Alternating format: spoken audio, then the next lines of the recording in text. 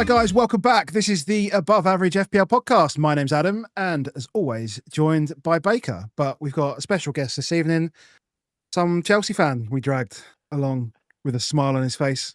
Hey, Harry, how are you? I'm doing good. Thank you for having me. This was agreed before the game took place. I thought it was a risky strategy from you to inviting a Chelsea fan on the week we played you at your place, given what's happened previously. But I respect it. Yeah, I'm doing good though. Thank you. Thanks for having me again. No, pleasure, mate. What did you say though? What did you say when you responded?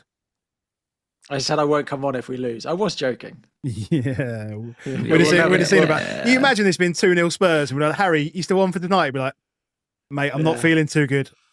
I guess we'll never know. We will never know. It don't happen very often, does it? So therefore, it was pretty good chances. This is true. Yeah, this is true. This is true. When they put it up, was it something like 8 wins we've had against Chelsea in the whole of the Premier League era? Yeah, 8 wins. I think that's 6 in a row. Wins now for us. Yeah, it's nothing like it. But there was a period. I just remember because it was the 2005 November, 5th of November 2005 was when we first beat you in the Premier League because it was that Aaron Lennon goal. Hmm. And everyone, Harry's too young for this. Yeah, that's true. Too young for this. True. He wasn't even born then, mate. 2005. Please say you were born then. I was going to say, oh my God. God's sake, Adam. Early.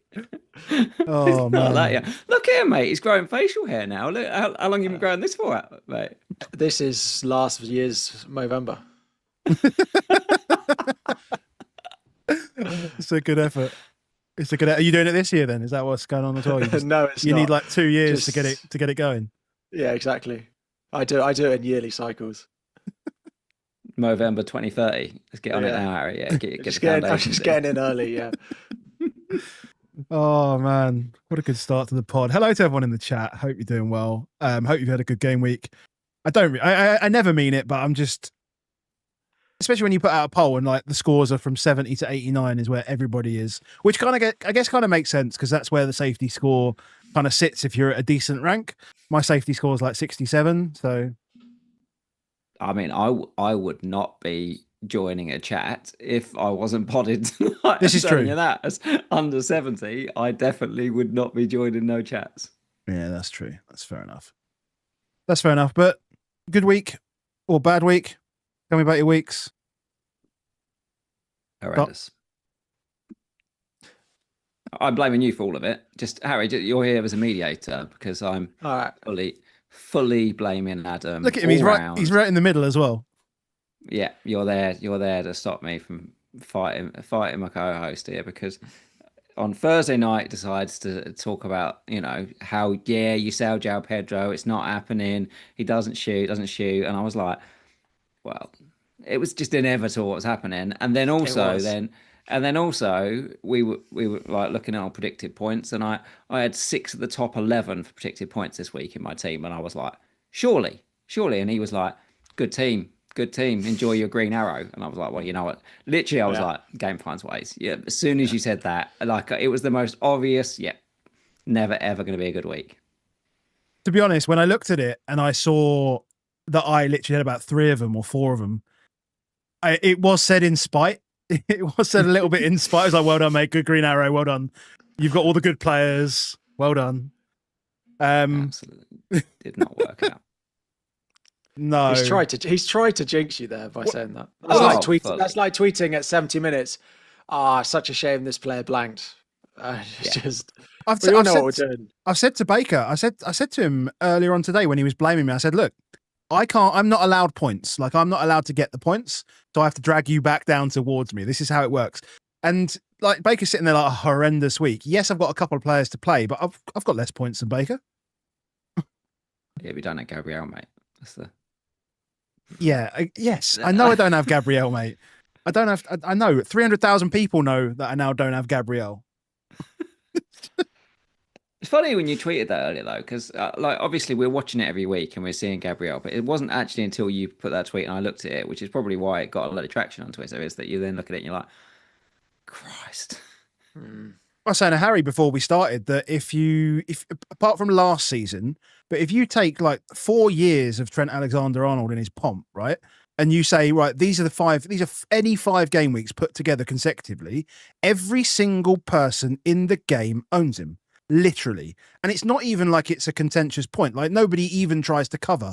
No one's going, oh, you know what, I'll get Robbo. Yeah. No, they just have Trent, right? They just have him. Yeah. So why the fuck do I not have him? It's so stupid. I think it's more like with someone like Trent, like if he's getting goals and assists, like that's predictable. Do you think that's going to happen? Like Gabriel, it's got 4 assists this season, and like 3 assists in like the past 5 weeks. Like that's not sustainable. Whereas it is for Trent a little bit. Or is it though? That's the thing, because Arsenal have been building towards this set piece monster thing for 2-3 seasons now, and like it might just be that this is how, like, just the Arsenal centre back is the best player in the game, bar Haaland, obviously, right now. It's because bizarrely, like everything has ticked up, isn't it? It's not just like suddenly it's like even if he's not getting he was never getting assists off set pieces, was he? He was getting the goals. He wasn't getting assists, and now last week and then this week, and it was just like that's now happening, and then he's cruising to DEFCON when no one else is even there. Yeah. Anyway, there's 3 of us, so we could talk all night. So we better move. Okay, right. Let's start in reverse order then in terms of score. So this is me, 62 points. Got a couple still to play. Made the moves for Sarr and Mateta as discussed on Thursday. So I have Raya in goal and Timber, 6 points each. The defense is on 100% at the moment from cleans. No attacking returns there. Midfield of Enzo, 2 points. Bruno, 5 points with the assist. Another bit of a shady assist, but we take it. Saka with 3 and Sarr with 3. Mateta, like, you know, it felt obvious that he was going to score this week, so happy with that. Thiago, 2 points. Whatever, like he was just a body this week, to be honest. And then Haaland 26, which is fine. Bench, whatever. That's me, 62. That's me. And really the discussion, as I say, is like, do I just turn Timber into Gabriel? I don't know. Well, we can do that when we talk about Arsenal. Are you going to watch Sunderland Everton? Bear in mind, you just want a 0-0. I absolutely want a 0-0 or a 1-1 where they both score and both get DEFCON. Right. I actually would like Alderete game. Nah. And just avoid it. Just full switch off. I think I wouldn't. I just put my phone away. I'd check it at full time. To be honest, I think that's exactly what I would do. Is you saying I've done that before? I've done that before with them. I've done it. I know what I've done is I've done the check when it's been Monday night and I've needed clean sheets. I've done it where it's like I'm not going to watch and then I'll look at it at half time because we've already podded, so it's not like learning anything from it or doing anything, discuss it. And on Monday night, and I've just gone like, nah, I'll have a little look at half time, and then if it's still okay, then you're like, oh, what do I do now? I don't think I can't do the whole 2 hours. I'm like, I'll have to like, okay, I'll check it now again at like about 9:15, and then you got better. I can just sit there playing GeoGuessr. That's not a problem. I can just do that for hours. Job done. Job done. There you go. Let's move on to your team, Baker. Yeah, rubbish. What more is there to say than it's a pretty rank. Pope and Burn with a lovely 4 points between them. Richards just gets the clean and that's it, which isn't enough when Gay's so high owned, isn't it? Like Gay knocks in a 10-pointer at 34%, and it's like, God. Gabriel, obviously. And then my stellar midfield, the midfield of dreams. Semenyo, Gordon, Saka, Bumo, Sarr, 11 points. 11 points. That's rough. It's rough, isn't it? And 26 points from Haaland. Saka what? Saka 2 big chances, Saar 1 big chance. Yeah. Yeah. Yeah. 11 points between that midfield. That's that'll do it. 68 points. See you later. I think this thing is I talked about it on the pod last Thursday when we were looking at, if you're looking at Rob T's chart where you've got XG versus DEFCON, I have no balance. I am all in on these guys are in to return, and if they don't return, it's not like you go, oh, I'll just get a couple of extra DEFCON or do something. You are just getting hammered by the field. And I don't know if you noticed it, but the ownership around at the moment, there's so many players that are between like 10 and 30% owned. I don't think I've ever, which must be great. Do you not think I like it? I think it must be good for the game, isn't it? That we've got so many players. Yeah, I think if you even go up to like 40, you start adding a few more. There's loads of players. There's not, and then you have like a couple which are like Semenyo and Haaland. But yeah, there are so many picks which can damage you. But if one of them then blanks, it does so much for you. Yeah, but not many of them did. Not many of them did against the guys that I, wanted to against this week. Is so they all just chipped away. It is the 15 pointers like, Gyökeres obviously are sold, 7-pointer. Then you've got obviously the rest of the Palace defense sort of just consumes your 6 points for there. But then you've got like Bruno gets the 5, Caicedo gets the 10. Do you know what I mean? Rice, all of these guys, even Calafiori, Virgil gets 5 points. Like all of these people, even Cucurella is still like nearly 10% owned. There's a lot of guys in this sort of 10% to 30% window. And there's so many that I reckon any week where your guys don't hit, it's tough. And they don't hit. Sounds like you're experiencing my FPL journey, just generally. But it's, if you think about historically, as long as I've known you, you've taken on 2 or 3 50% plus owned guys every single season. Yeah, that's right. Always do. But this is slightly different. This is taking our, like, you can't obviously own them all, is it? So it's like, this is like, there's 20 guys that can actually hurt. It's very much, I think, in that position where any week, if your guys don't hit, you're going to get hurt. There's too many players that you're playing against. Yeah. Let's move on to Harry. Tell us about your team. Yeah, quite a good week. 81 with Ndai still to go. The points at the back. Nice that Richards and Anderson both turned up after being flagged for most of the week, and 6 points apiece. Bruno 5, just does little bits every week. Gyökeres finally gets his goal and then gets himself injured, which is great. But yeah, very good week. Very happy with that. Mateta came in for João Pedro, so pretty flat, but like 0.4 million in value already gained from when I did it last week. So yeah. Yeah. You can't, it doesn't seem to go wrong for you, mate. That's how it works. Just wish I'd started a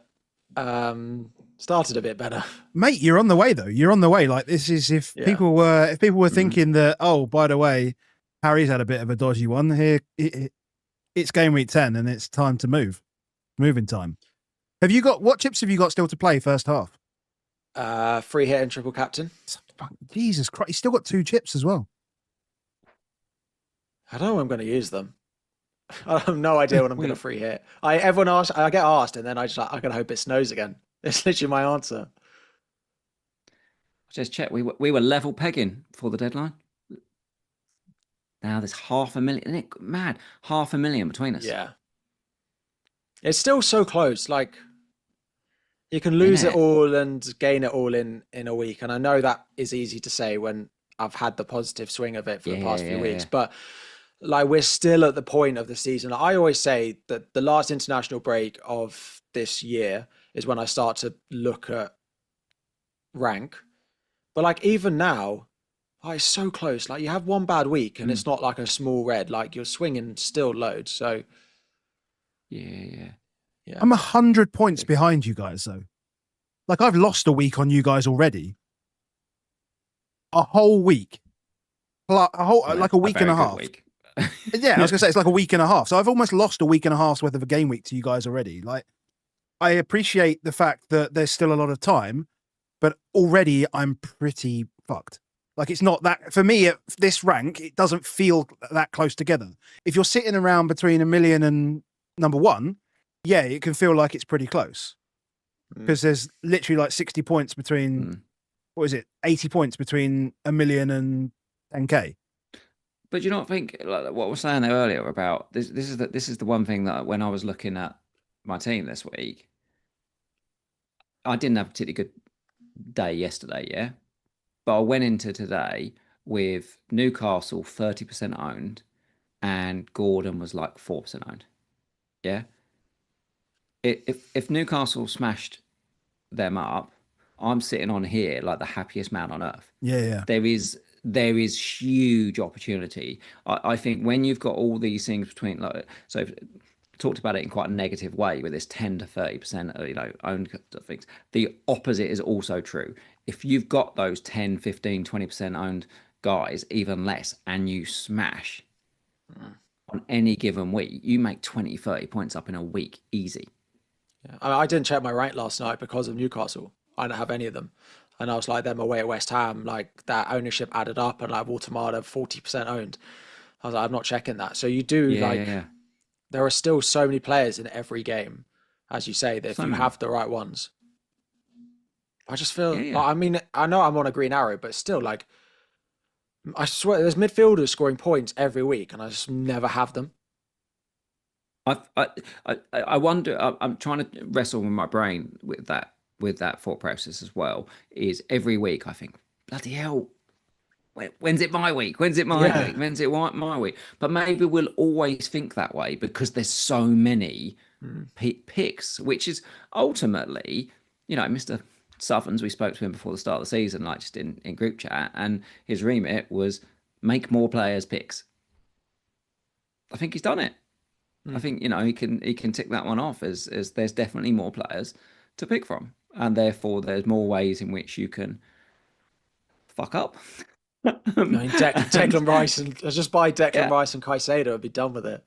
And there's more ways in which you know what I mean. You can see there's more ways to succeed. So let's.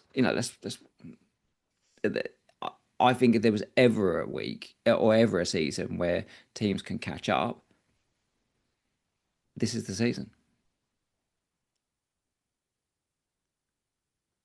Fair enough. Yeah. But Let's do some I guess in order to do that, just as a final point for me, I guess in order to do that, I must not take on the 80% owned ones. Well, because unless they're bad, because you took on Semenyo today. You're not upset about taking on Semenyo at 70% owned. I'm not. I don't feel great about it, but I feel less bad about that one because not that I don't think he's a good pick, but it's different, I guess, because I've got no cover for someone like Semenyo because nobody covers Semenyo. Whereas I've got this double Arsenal defence that I feel like gives me a comfort blanket that part of Gabriel's points get allocated to everyone else if that's, part of what he gets, which is the clean.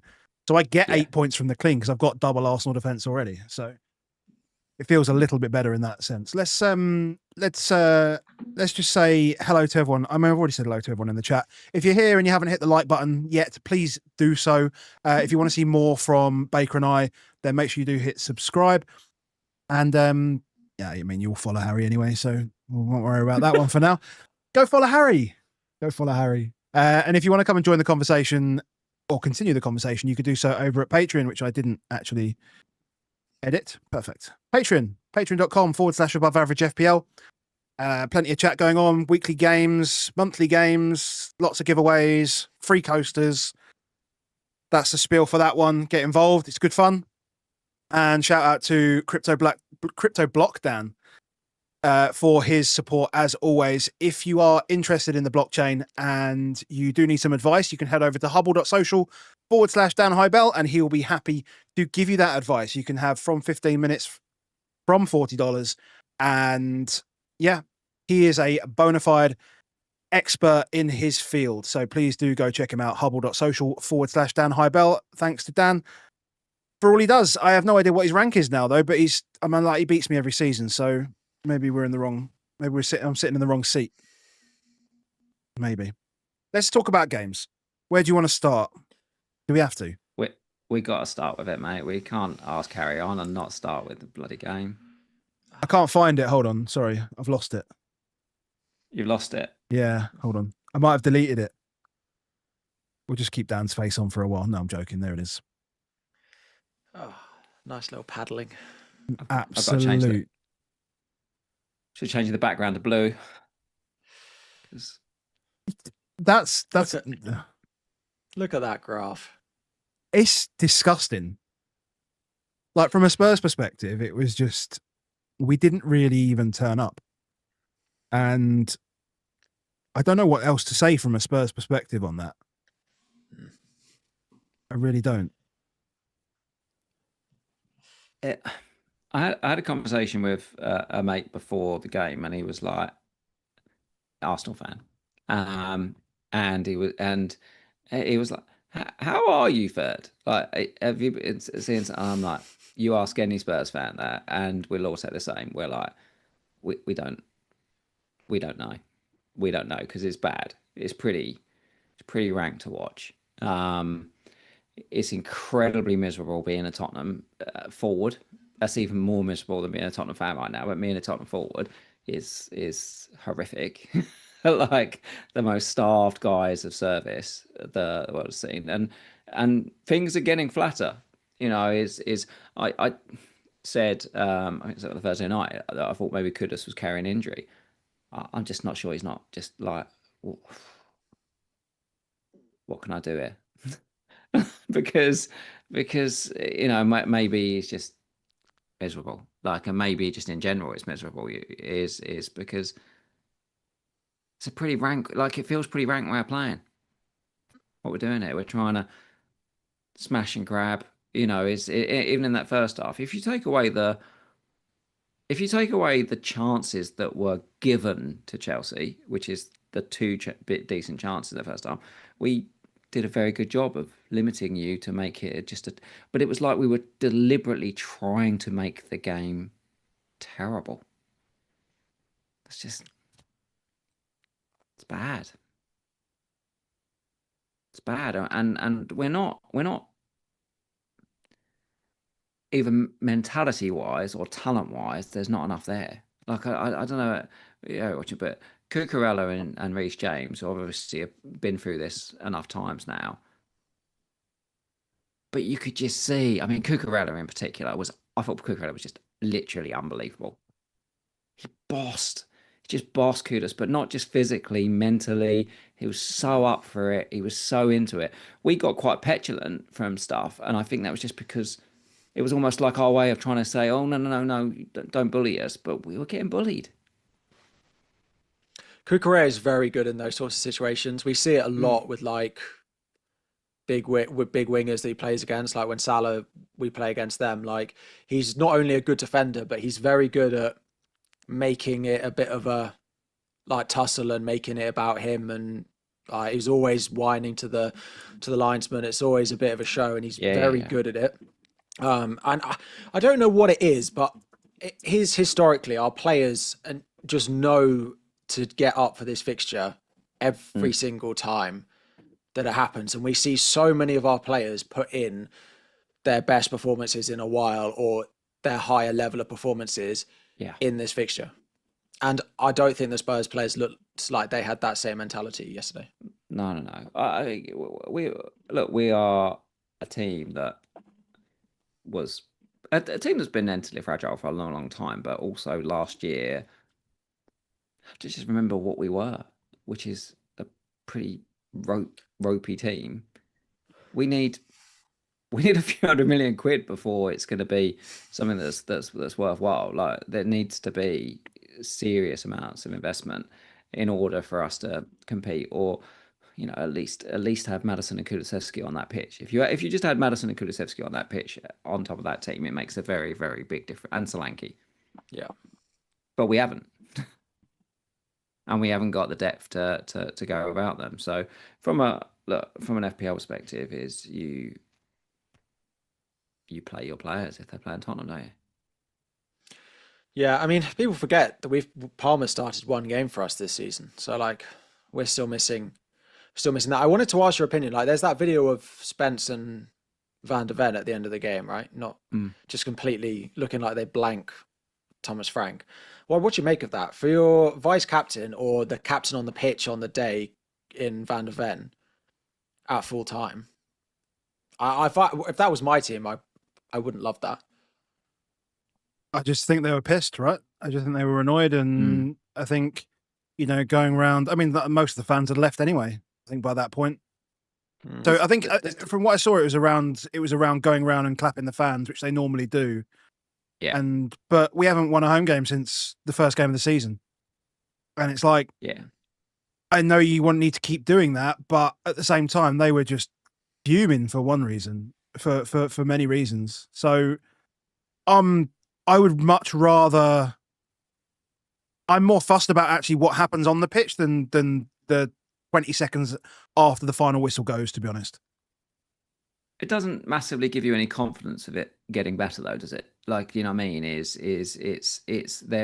elements of disrespectfulness to the manager, isn't there? There is actually a way of saying, look, I'm not, they are saying, Thomas, mate, it ain't the time for happy clapping. There's a little bit of yeah, you've stepped up to be Tottenham manager here, but we ain't just going to go clap for nothing. So there is a little bit of undermine. You can't say it's not trying to look at the social. Look at the fact that we're even talking about it, like it is undermining to Thomas Frank. And it's not. It's either we don't like you, Mr. Frank, or it's like we don't like you, Mr. Fans. But either way, it's not good. Whichever way you spin it. So it's part of it. I do think. Yeah. In terms of our creativity, there's just a lot we need to change. But it's so hard, and I don't think Thomas Frank has got that experience in terms of how does he change it when he hasn't got all week to work on it? Because we're straight back into Tuesday night Champions League, straight on it, into Man United, who will have a whole week off. It's a problem. Yeah. A question in the chat, like, what is it? We've never, like, this graph was never a Brentford graph, right? Brentford never had a graph that looked like this, really, ever. What's the difference? But we did. We had these, like, I think people are forgetting how bad the graphs were for Tottenham under Ange. Like, if you just think about, the tactical guys have been saying it for a long, long, long time, right? Of in your head, if you closed your eyes and pictured a forward pass from a Tottenham player, who's the player you would think of?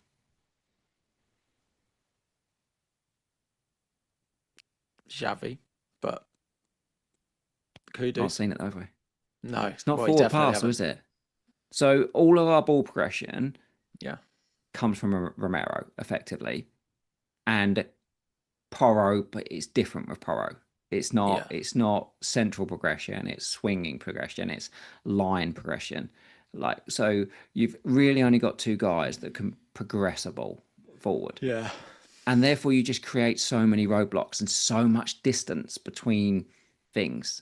Like is those front three. It's like, well, it's so easy to defend them. Caicedo just went, I'm just going to, if I just stand in front of these guys, I've literally got a 30-yard radius where I can just, if they somehow break through it, I can. And then it becomes easier to press. And then what happens is you get the turnover. And that's where you end up with the first chance. And that's where you end up with the second chance. And once you've got the goal, there's very little we can do about this. Like, this is a paddling. It's actually technically only 1-0, isn't it?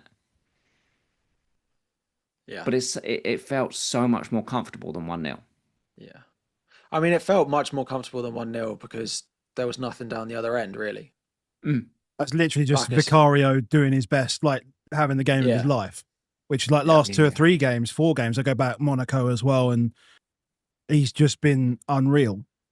And it's like, it's harsh on him because, yeah, nuts. Yeah, I mean, bad. the focus is from an FPL point of view is more us, right? I've got Wolves, It Burnley, is. Leeds. Apart from, effectively, Tottenham are higher owned than fucking Chelsea right now. I mean, Like yeah, if you're sat there with Van der Ven and Ven, Kudos.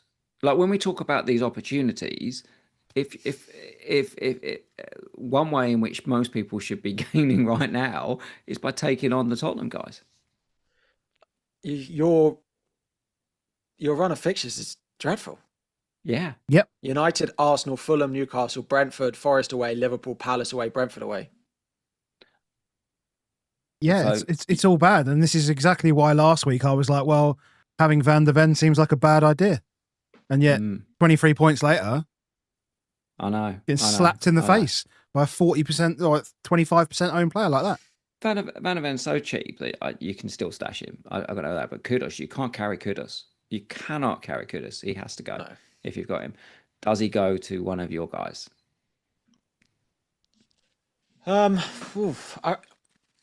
Caicedo getting more returns. I think he's going to go up in price to 6 million tonight. I still think Enzo's the best. Like, I still look at that game. He still had his chances. I mean, I know João Pedro scored, but he had chances, to be fair, that he could have scored more than one, but he's got a goal because Caicedo does what Caicedo does more than anything. Defensively, still pretty good. Like, if you want to buy one of our players defensively, like, I think it's fine. Like, some of the upcoming fixtures are good. I think, like, you look at the data tables and we're right at the bottom of it. So we've had like 4 red cards and Liverpool in that time. So, but and also when you've had those red cards, one of the reasons why the data is so bad is the data under those red cards, because when you had them, you weren't just bad, you were worse than you should be. It was like, there was some tantrums basically about the fact that I've got red cards, we're not gonna play anymore. But underlying other than that, I thought Chalobah would be the standout, would he, in defence? Defensively, probably, because he's cheaper than Reece. But Reece has taken, so that's the other part. I'm just like, I was trying to play through my head. Like, Reece has just walked over and just said, Enzo, you're not on any set pieces anymore. Yeah. He's taken them all. Yeah, he has some, but I still think I'd take Chalobah. I don't think he took one in this. I think he took every free kick and I took all the corners from that side. Yeah, and when Esteval's on the pitch, he also takes some of them. So Enzo has lost set pieces recently, which makes him slightly worse. But then actually, he's in the box now, and he's often the target for the flick on, which doesn't actually make him any worse from corners than when he takes them in the first place. So I wouldn't worry too much about him. Defensively, I probably wouldn't spend the money on Cucurella. I'd go Chalobah or I'd go Reece. I wouldn't touch the other centre-back position because every week it's someone different. And if you need a goalkeeper, 4.8 million, you could do much worse than Sanchez. Definitely. He's now 1 million less than Raya and almost 500,000 less than Pope. It's a lot. It is a lot. Fixtures are good. He's probably my favourite of the Chelsea defensive options. And because you've got Dubravka, this whole thing of, he might miss a game is just much less of a worry because you're not going to get 0.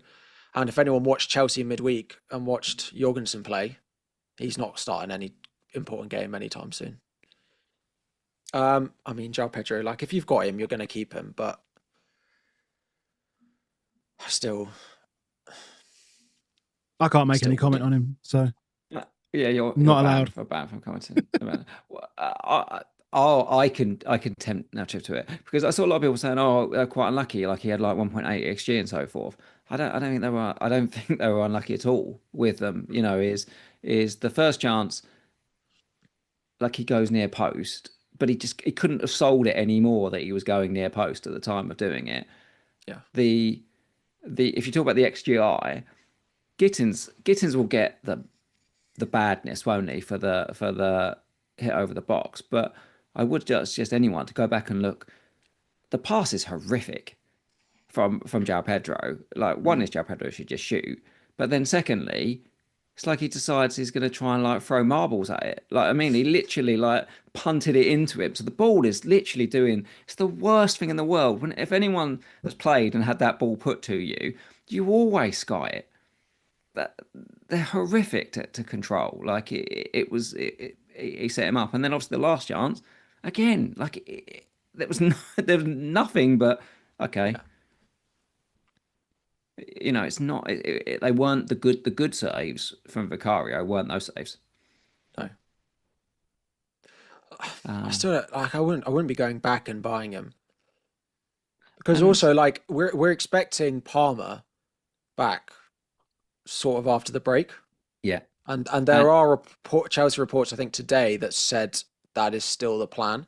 So like he's probably not going to start Burnley, but even when he's back and Delap's back, if he is got this ongoing injury, yeah, there's no guarantee, and his minutes just go down a bit. So I think if you've got him, he's great for Wolves at home and Burnley away. And as you say, I'm going to look at João Pedro at 60% owned against my rank for both of those two games now. Yeah, 100%. So I haven't. It's going to hurt. And they're good games. Like if you've got him, you keep him 100%. 100%. I still just don't think he's a buy at all. No. What do you think on Caicedo? Look, I don't mind it. I've got Anthony Gordon and he needs to go. So we'll talk about him. I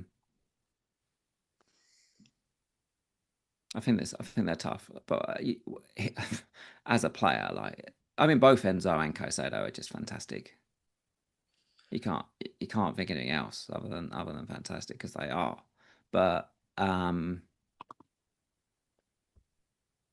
Caicedo just every week I do feel like he's gonna score points.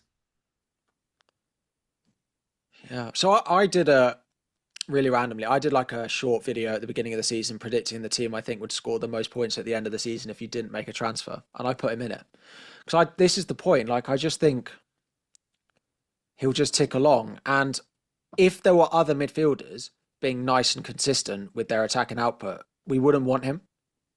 No. But the issue is there aren't those other midfielders that you're picking over him at the moment, and that's why he looks a good pick. Because Caicedo assist and then Defcon is close to matching all the other midfielders. Yeah. But that shouldn't be the case. Like as soon as one of a few other midfielders start scoring a few more goals that we have in our teams, then you don't want Caicedo. Yeah. And it comes back to that bit I was saying earlier, where you've got so many guys that are going to hurt you. Everything that doesn't come off for you, you're going to look at, and therefore you're going to be like, "Oh God, if I just had that extra couple of points that Caicedo would have given me this week, or that extra, that would have made such a difference." So I get it, but I don't know if we said this, but Adam, whether you said that before pod or but the number of points off Defcon are going down. So therefore, is that a trend? And therefore, and is it going to be similar with the likes of like Caicedo, for example? He has like had it less recently. Yeah, I mean it was pre-pod. So we've been averaging about 36, 37 players a week. And this week's at like 26 or 27. So and last week was similar. So it's definitely on the way down. But again, it's weird because that just put that into context is a lot of the you've got Everton and Sunderland tomorrow, right? They're just full of, you've got Xhaka in there, you've got Mukiele, Alderete, Ballard, like these are all just like DEFCON farmers, Tarkovsky, Michael Keane, they can all get it. So we could find there's 6 players tomorrow as well. And then it's something different. One thing definitely to talk about from this game, because and it could have an impact on all of that stuff, especially DEFCON, is what Chelsea did against the France. And I did that thinking cap FBL last week, and we did a little section at the start where we were saying like a set piece ruined it. And I said at the start, someone will work out what to do with these throw-ons. Someone will work out a way that nullifies them. I do think from throw-ins, we are going to see something where it's not saying it's a complete gimmick. I do think it will be around, but I think we're going to start to see more stuff that messes with it. I've seen, and partly that'll be what the opposing team does. So Chelsea suddenly put 3 men up front for every throw-in that we had, because they're the easiest things in the world to clear. Yeah. Now, the second they put 3 men, what do we have to do? We had to drop 5 men out of it. And then it was like, oh, maybe we won't. Maybe we won't take the big throw-in. Maybe we will if there's an easy option open. Maybe we will do that. And if that happens, guess what? DEFCON goes down. Yeah. That's only a matter of time before people started thinking about ways in which they can exploit it the other way. And well done from Maresca for starting that bandwagon, but it won't be the last. It definitely won't be the last. That could be something in it, couldn't it, with the DEFCON if people start working against it? Yeah. Do we have anything else that we want to take from this game? I would really like to move on. Big things. No, they are big things. They are big things. Let's get Haaland out the way. We might as well get Haaland out the way because there's not much else to take from this game. I'd imagine, although Turkey starts, looks fantastic. Obviously gets a couple of assists. Rangers very much firmly, completely in the bin now. I think if you've got him. Pep. Yeah, Pep said that he was injured and he wanted to play him, but he couldn't because he hadn't trained enough. So, I mean, I've got him, and he's actually third on my bench going into this week. And I think he probably is in the bin. So even when he does start, he looked good when he came on. That's the thing. Like, he had chances. I think he hit the post, or had one definitely saved. I still don't mind him as an 8th. But I just think now, like, I don't want players in my team going into the more busy fixture period where I have to check the lineup when the team sheet comes up. And if you compared him to Caicedo. Exactly. It's not but close. The thing that with Caicedo, weirdly going back straight back, but with Caicedo, would you not question yourself about whether to play him every week though? Like, I think I'd find myself questioning it. Would you much rather not have like a Xhaka who will do the same thing, but it doesn't matter if you bench him because you don't really care. But if he comes off your bench and then scores 3 points, you're like, oh, cool, thanks. Whereas Caicedo, you're like, well, what if he gets 12 points this week and I've benched him? I think if you've got Caicedo, you play him every week. I think you play him every week. It's a bit like Rangers. People So that then got you've been Rangers have been playing him every week. So then you've been the third striker spot. Yeah, basically. Yeah, which is fine. 100%. Foden finally got a return. But yeah, on Evan Nilsson back was probably the takeaway from this game, isn't it? Yeah, I mean, look, Kruppi did score in the first minute, but unfortunately offside. I think what we saw when Kruppi scored last week, he still only played 65 minutes. So yeah, I mean, if you've got, you're going to have a nightmare every week now. You can't start going in. It's like what exactly? Ever. Like you've got Kruppi this week, and you've got Azure, and then let's say you've got Reinders. Now what do? You have to sell Reinders because you can't play Kruppi now. Yeah, I mean, coming back to like when Adam was saying about Caicedo, there's not a fixture on the card that I could play Kruppi over Caicedo. Yeah. No. And so, but Rangers versus Kruppi, you could have a conversation there. I wonder how many more weeks it would take of Kruppi starting for us to then say, now you can again. But I think Evan Nilsson will come back in. Because even if he's going to start every game, who cares? Like, no one wants a 60-minute striker. We didn't want Darwin Núñez when he was a 65-minute striker every week. You know what I mean? And playing for Liverpool and having those chances. Like we just don't want strikers that are 65-minute strikers. Yep. Even if they're 4.6. Like they're never going to be better than if you this week. Krupi, Anderson. Which one you starting? Like as in Anderson at Fulham this week. Yeah. You Probably would have started Anderson. him, Yeah. and there'll be the likes of that every week. And the safe option will be Anderson. Yeah. Yeah, I mean, so I suppose the question is, like, people are not necessarily buying Krupi to play him every week, right? But if you're doing, so I got Gyökeres, and I might bin that spot at some point. Do I now not buy Krupi and do I buy Mark Guiu instead, or do I still take the potential of him to get more minutes? I think that's the question. What you can do is drop him down to a 4.2, Mark Guiu, then get yourself a power 5 midfield, and then they'll score 11 points in the week. Exactly. Then I can get you back. Then I can try and get back above you. So you'd go Mark Guiu. I did. So it's so cheap. If you're gonna dead it, you dead it, or you do like what Adam's done, where you've got like Thiago, where it's just I think context. I think context being I've still got bench boost, so I need every spot still. But like there's Krupi conversations, there's Guiu conversations. I mean, I might just drop him. Literally, I mean, is Guiu the cheapest forward on the platform now? Yeah, cheapest 4.2. So then so he just goes to there and disappears forever. Anything else? Well, people are going to be talking about potentially selling Semenyo, aren't they? Possibly, but their fixtures over the next 4 are pretty good. Like Villa away's tough, but West Ham, Sunderland, Everton, 2 of them at home. I think if Evan Nilsson comes back in, it just makes him better. That's the thing in it, and that's what we just need to see. How does that?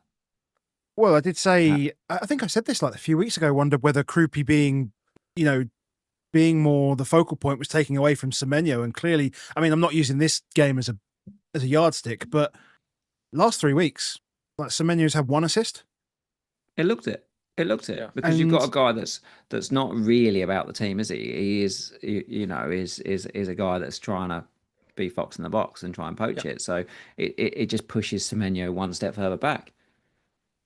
Hopefully Semenyo can drop a couple of price points before I have to get back in then, because the fixtures are, they're fine.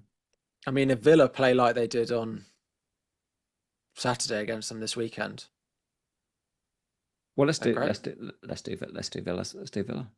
Yeah, because we're going to have to come back to this anyway about next week, whether you would still captain Haaland next week as well. Harry, will you captain Haaland next week? No, he's my captain at the moment. Yeah, he'll be my captain next week. You wouldn't captain Boomer against Spurs? That's a good point. That's a very good point. Yeah, okay. It's a sterling point. That's Put not Villa. That's I literally clicked Villa. Hold on. This is a failure. Hold on 1 second. I definitely clicked Villa. Why do I not have There we go. There we go. Got it. This really annoyed me, this game. Why? Because Villa just didn't do any of the things that everyone's done over the past 5 weeks to beat Liverpool. Yeah. They just did none of it. And then they got beaten. I think Liverpool did try and be a bit stinkier. I think they did try it a little bit. They were a bit more, but like you say, Villa allowed them to. Villa is at the moment, it's a strange world, isn't it? Where actually you want to get up Liverpool into a basketball game. Yeah. You want to spend your whole time not playing out from the back against Liverpool. You want to send it long and win the second ball and make them scrap over it. And teams have done it to them for weeks now. And then they decide to play it out from the back, It doesn't work. and then Martinez kicks it straight at Salah, and then he scores, and then basically kills it at half time. Yeah. Just when we thought Villa were turning a corner from what we saw at the start of the season.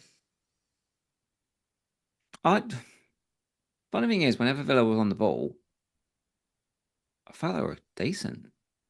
You know, you can still watch. Morgan Rogers still looks like just an incredible player. I think when I watch him play, I thought Camara looked great. You know, I mean, I thought in general there was loads of pretty decent stuff from Villa. But like you say, it just felt like a stupidly missed opportunity.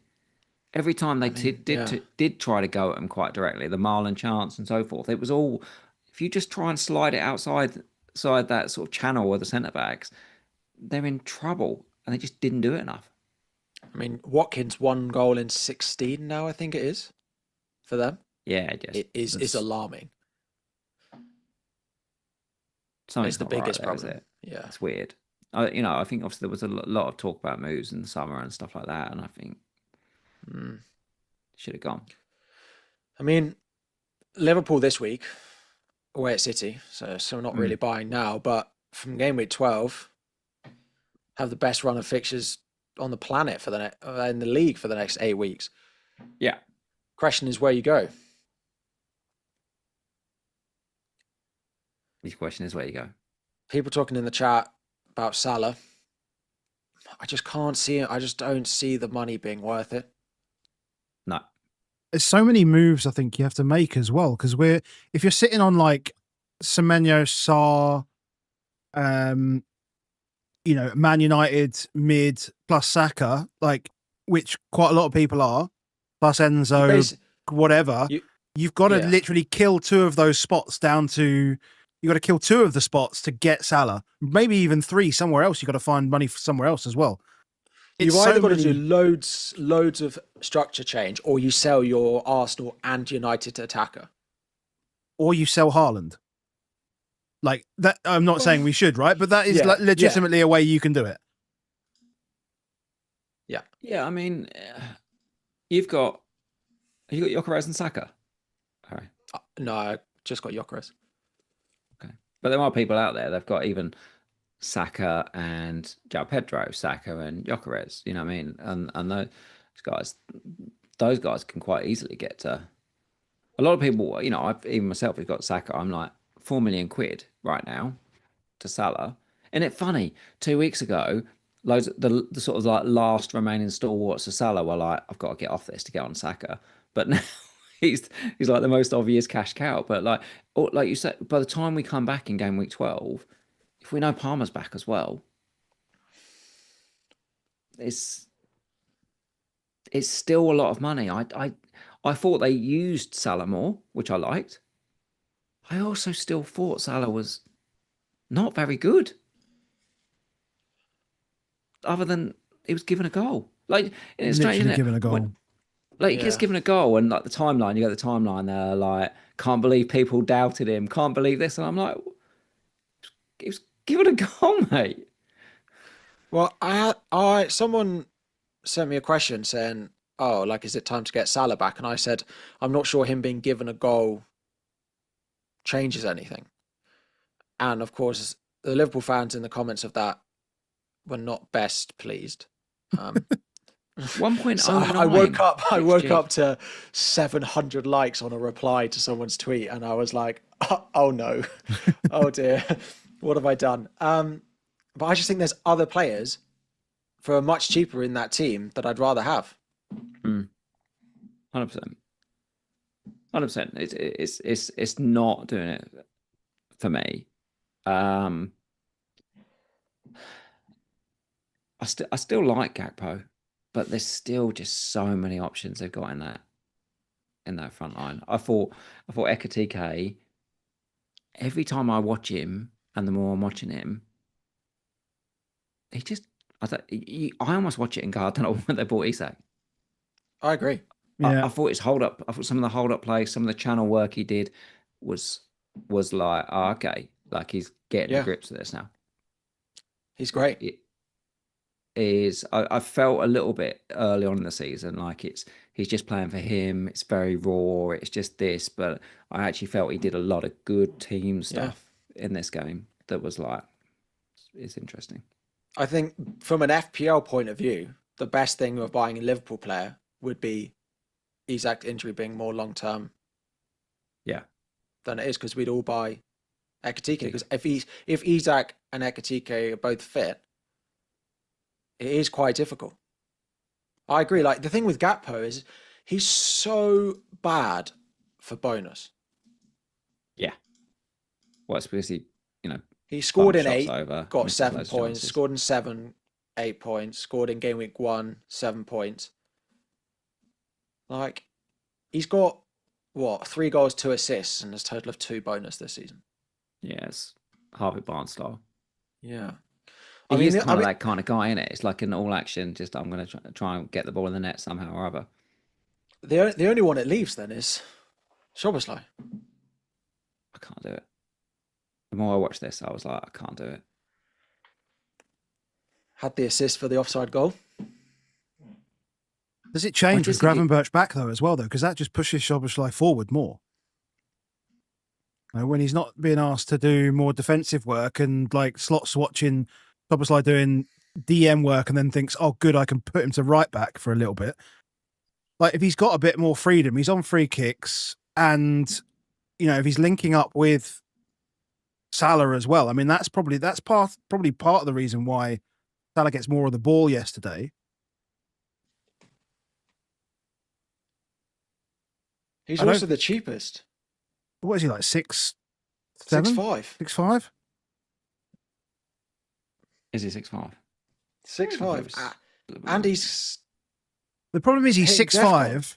The problem is he's 6'5", and players like Ndai is 6'5", and Enzo is 6'7", and the DEFCON's for Gazy, isn't it? Because the only reason he gets the DEFCON is if he goes to right back.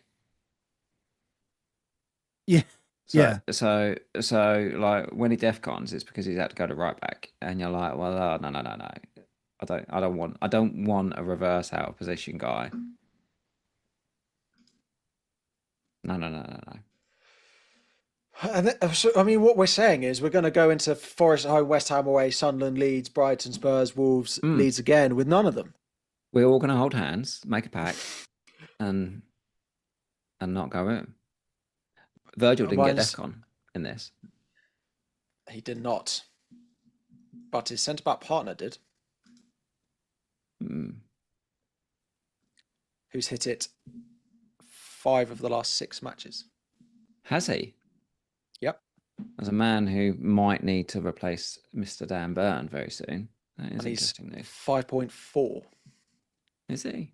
So, because I posted about Van Dijk and someone in the comments said, just have a look at Konate. It's been quite obvious over the last few games that he's very much seems to have stepped up the game.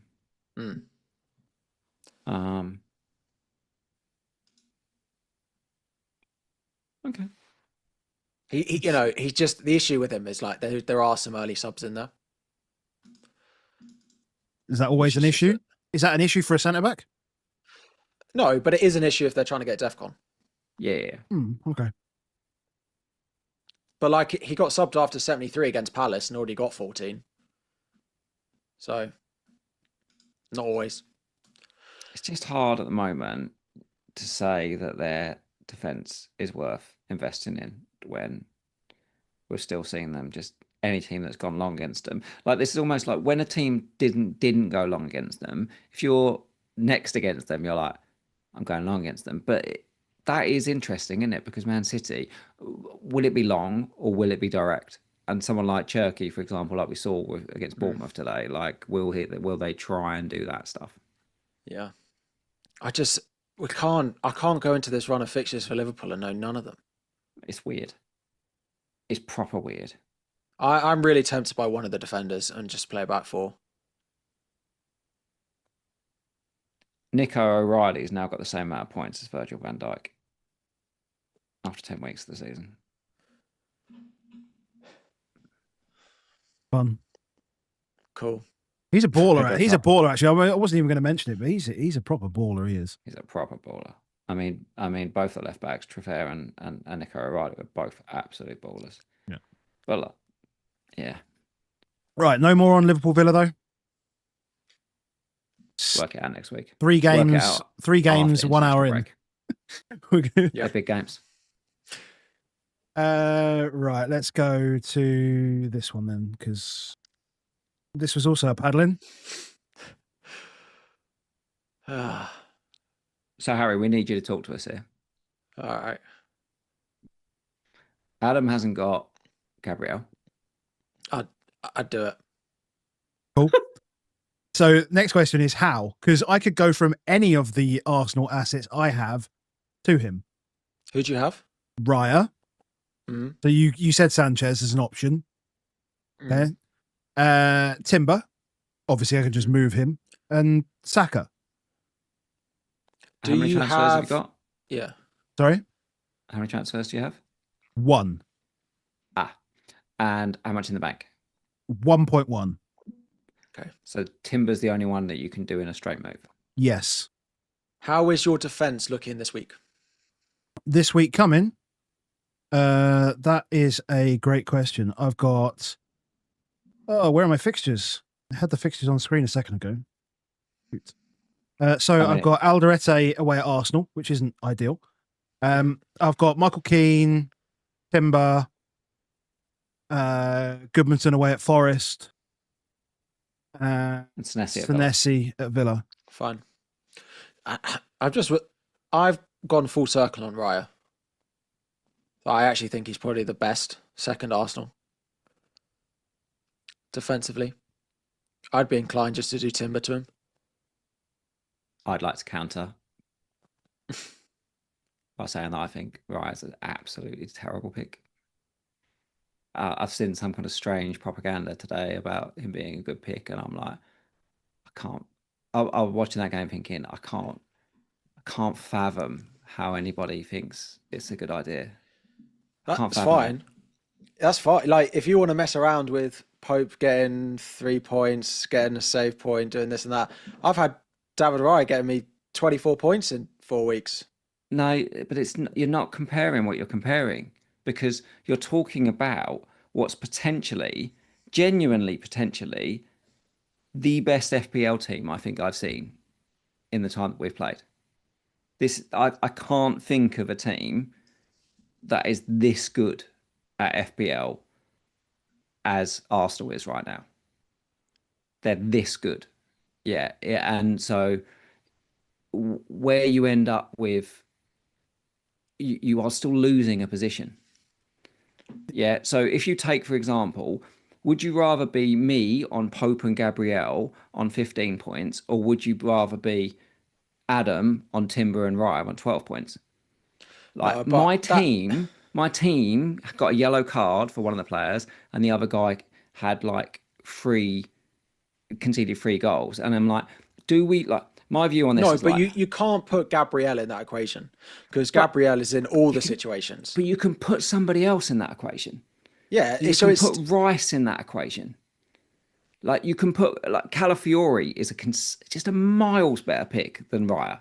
Miles better pick than Raya. Like, that's not close. But there are other defenders who are also good. But they're not as good as them.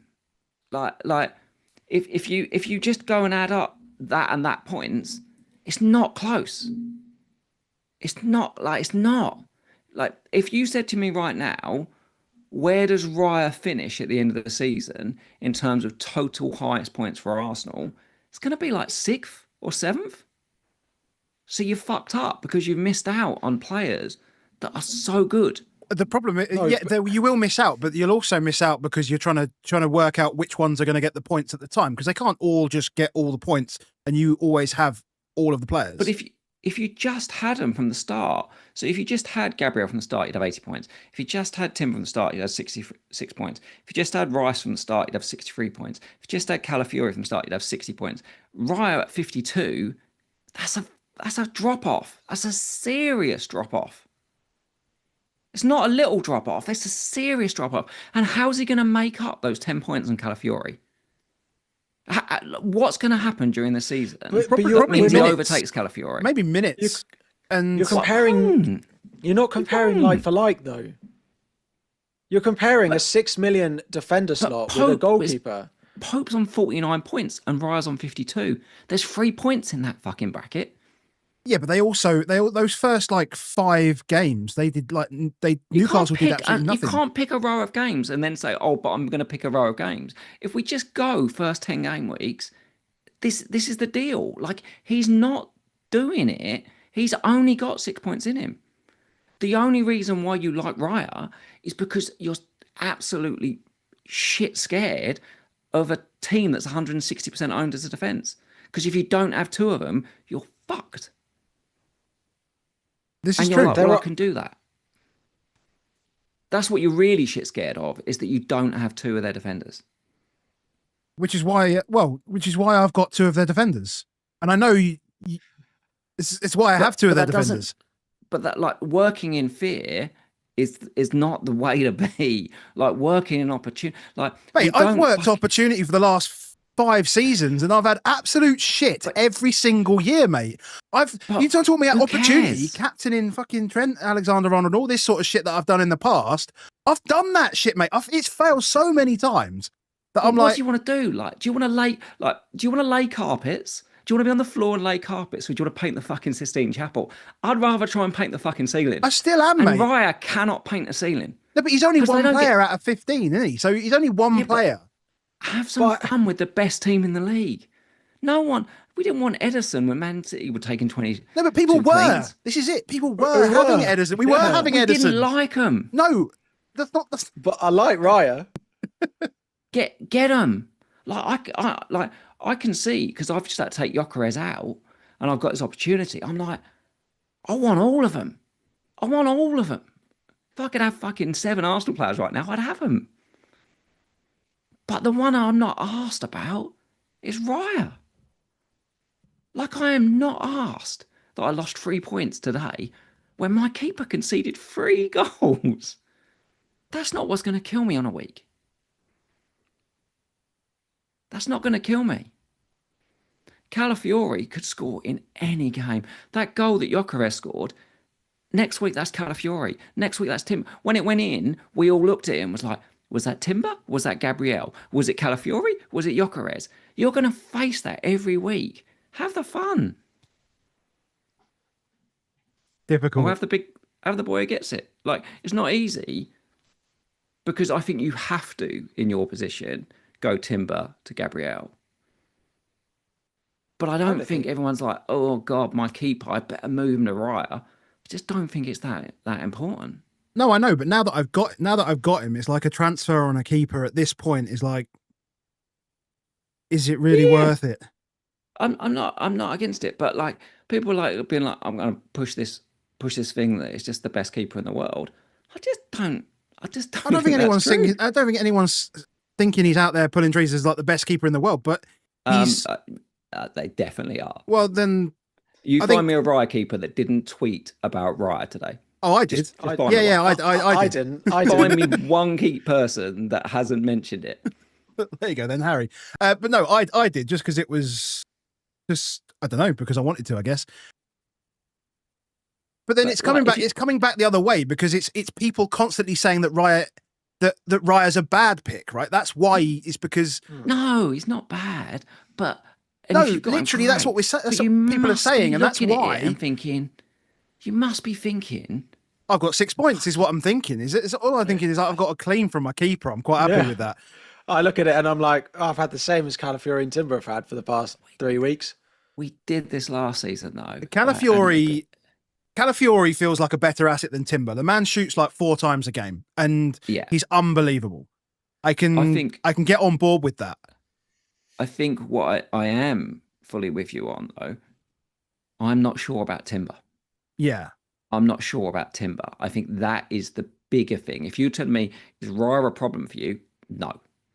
I actually think Timber is a problem, and I actually think you've got some money, like, in that you've made in him, that I'm like, cash it. Because he's getting like 2 or 3.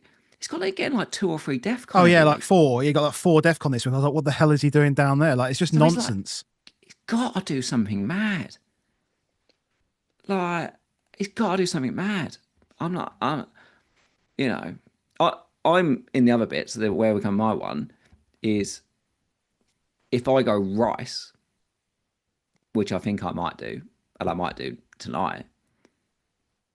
It also seems insane not having double defense, but maybe I'm like, maybe I have to sell Saka to get my fucking double defense, because why wouldn't I have Rice? Yeah, when he's on a ton of set pieces and they are Yeah. extremely strong at set pieces.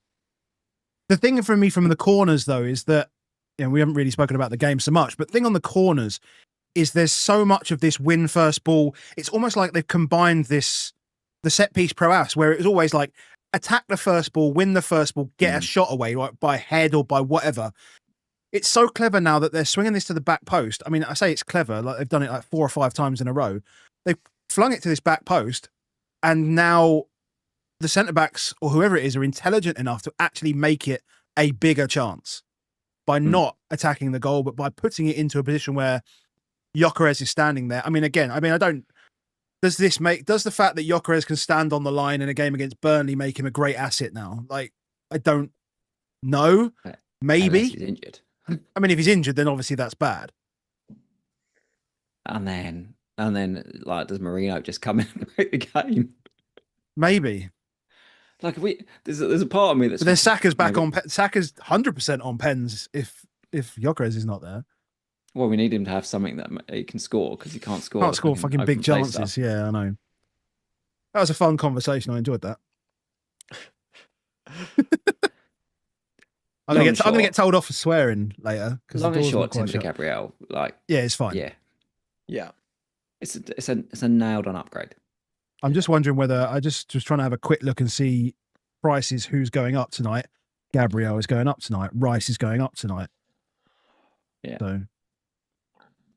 Yeah. Okay. I might have to tweet tomorrow saying I own this player. What about Saka though? Like, mate, 2 big chances, and then, like, he could have had 15 points. I think until you want to do something else with the money, you keep him. Gabriel, Mateta, Rice, Caicedo, Welbeck all predicted to rise, and Van der Ven might rise. Keep buying Mickey, please. Keep buying him. Yeah. Okay. No Burnley chat. They almost scored at the end. Post at the end. I actually am quite. I have double Arthur defense, but I'm actually quite excited to see them concede. The Twitter's just going to be filled with like the end is near gifs. What about this? About the fact that Burnley didn't have a shot until the 70th minute and still had more XG than Tottenham. Yeah. Game state. That's why Van der Ven's going up in price. That. Oh man. Right, where we go next? Brighton Leeds. We were at. We're Brighton. We were looking at Brighton Leeds. Another paddling. Yeah. Leeds away versus Leeds at home. Yeah. And it was one of those games that Brighton turned up in. How much is this Gomez, lad? He scored a hat trick. I feel like it was 4, didn't he? He got 4. I think it was the last time I was. Carabao, wasn't it? It might have been the last time I was on with you. He scored 4. Yeah, it might have been as well. He's 4.9. Yeah, he's cheap. Rangers to Gomez. Did he start though? Well, he started every game since scoring 4 goals, I think. Or he started most of them. He played 80 minutes. Game before, he only played 30 minutes against Man United. Maybe not then. He played 35 minutes in the game before. Okay, bin. So no. In the bin.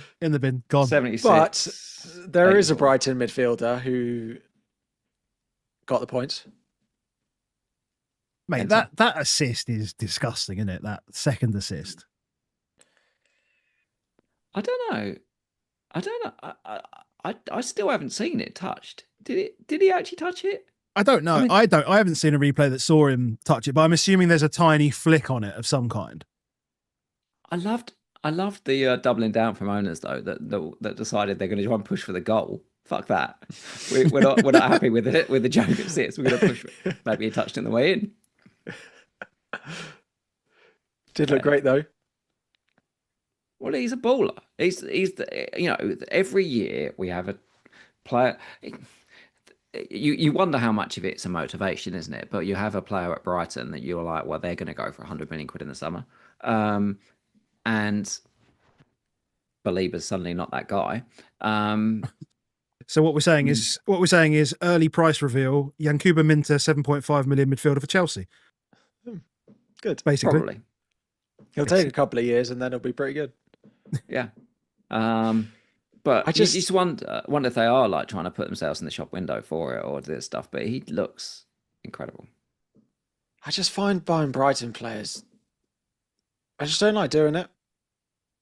Because next week they'll stink it up. Yeah, I can't. And then the week after they'll win 2-0 and it'll be someone completely different. And then the week after he just won't be in the squad. And you won't be told for the next 6 weeks what's happened to him. well, I mean, there's one guy that's going to keep getting points, and I think that's Danny Welbeck. Yeah. Like Him versus Thiago is really close. we said that on Thursday. We had that conversation on Thursday, and at the time, I think I was just leaning to punt on Welbeck. But now you've lost the Leeds at home fixture. Yes. No, obviously Palace is Yeah. Palace away this week. tough. Yeah. Like they hate each other and all that. But who understands that? Who understands that better than Welbeck? hate each other. Yeah. Derby. Yeah, I mean, Minte and Welbeck are both great. I don't expect they keep another clean sheet between now and Christmas. No, I think their defence are an avoid, but I don't think they're a defence or an avoid. I don't think they're a buy really. Van Heck was great today though. Yesterday, he was excellent. They broke everything up. He was the one that was progressing the ball the most. That's not really conducive to FPL points, but it's good when he's playing like that for them. Yeah, I just think there's much better defenses at the same price that I'd buy probably. But yeah, I mean, Minte at 6 now and Welbeck still nice and cheap.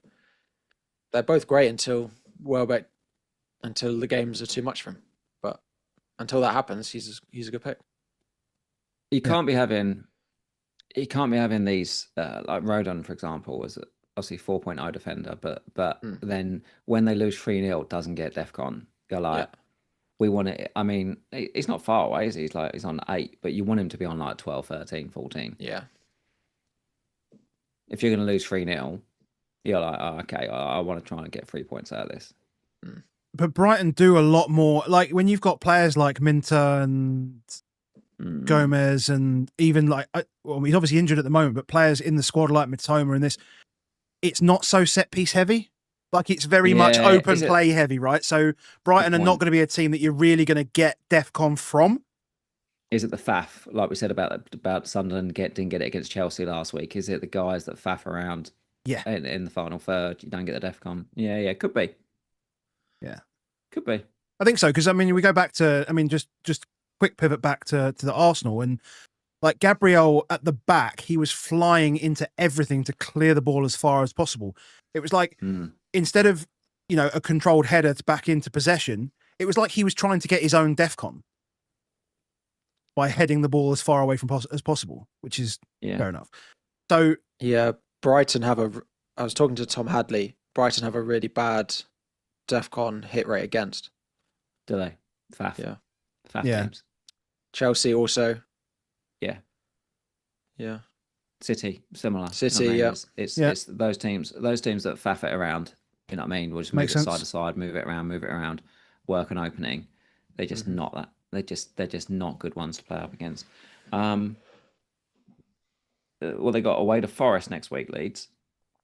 Yeah, because I was contemplating whether that's a game in which you could play him, but just I don't think so. I think that's just so big for Forest. That too big. Yeah, Don't do it. Yeah, don't do it. Should we go there then? Who Forest versus Man U? That's all the paddlings, I think, this week. Done.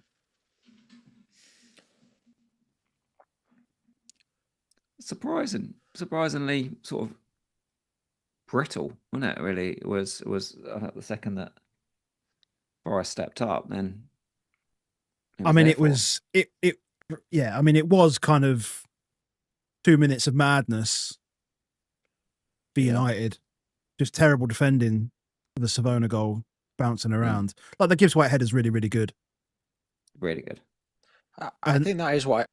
I think this is why. Like, if you watch the highlights versus like, and with this, it's that 2 minutes after the second half. Apart from that, United were pretty good again. It felt relatively even though. It's not enough, is it? It's not enough. For No. is when we've got I've got Boomo, but if it's £8 million, £9 million guys, like you kind of want to see. But maybe we should have seen that more going into this fixture. Yeah. We're going away to Dyche. Like, if you had a fixture 2 years ago away at Everton or 6 years ago away at Burnley, you wouldn't have been expecting the world from your picks it's not anyway. A jump on guy. So maybe we should have. I know there was lots of talk about United last week, and Boomo is still a good pick, but maybe we should have seen the fixture slightly differently. But it's Spurs next week for United. Spurs next week. It's Spurs next week. I mean, next five are fantastic, right? Spurs, Everton, Palace, West Ham, Wolves, even Bournemouth at home. If they have more games like this, though, where it's like this away from home, these are the games where, on my needle of where does the midfielder swing, which I've made my camp in that I've got Bumo, but when they're like this is where it swings more Bruno's way, doesn't it? Because he only needs small, like if it's both teams concede, he's just always in with a chance of bonus.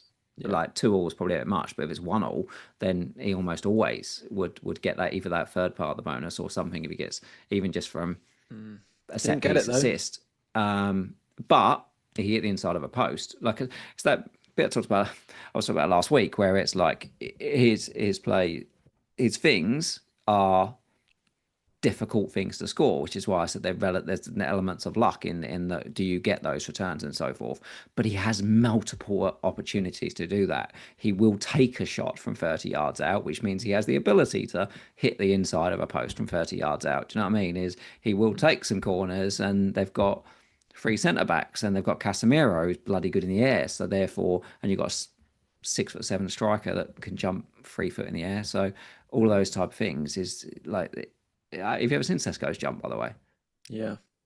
No. Go watch Sesko dunk videos, mate. He is incredible.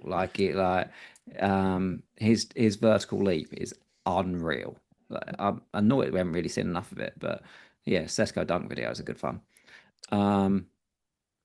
But in another universe somewhere, Bruno's in 90% of teams because he's absolutely smashed it this season. That inside the post goes in and he gets 11 points or whatever. It wouldn't. It'd have got. That would have been an 8-point goal, yeah. It's not far away. So it depends what you want, really, isn't it? Because Mbeumo is more likely to hit a 15-pointer probably at home. Yeah. But Bruno's going to hit somewhere between a 4 and a 9 much more often.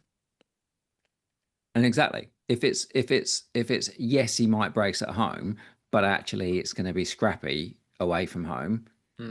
That especially because the prices are now so close between Boomer and Bruno, it just feels like it swings every week when you're going in. But if you were going in this week, suddenly you'd be like, oh, by Boomer.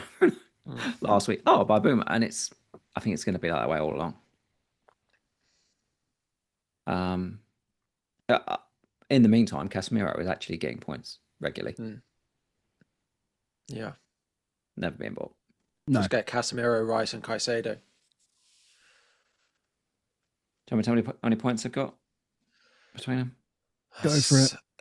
It'll actually make you feel sick, probably, at this one. So, midfielders.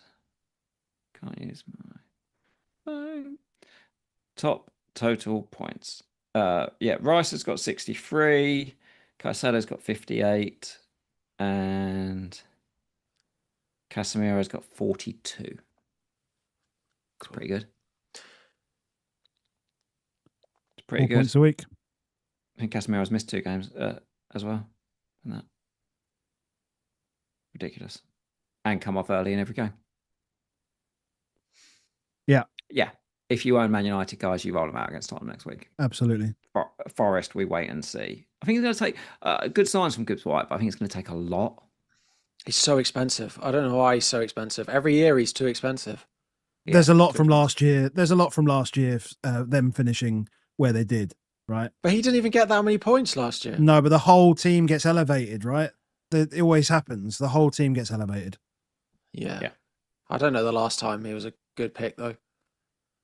Yeah, I mean, if we knew it was on pens and they were cracking enough to get pens and all that stuff, but it's difficult. Yeah. And obviously they got the Thursday night games and all that stuff.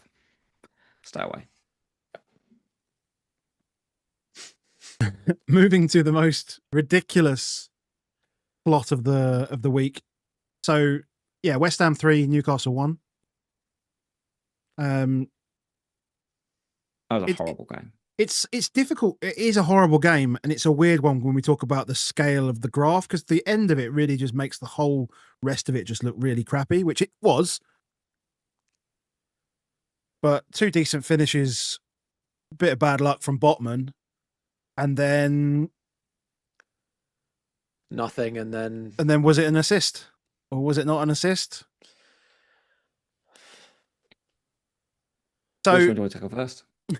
So let's talk about the assist that isn't the assist. So the reason it's not an assist is because Opta recorded it as 2 shots on goal by Souček, and recorded it as 2 saves from Pope as well, one from Bowen and one from Souček.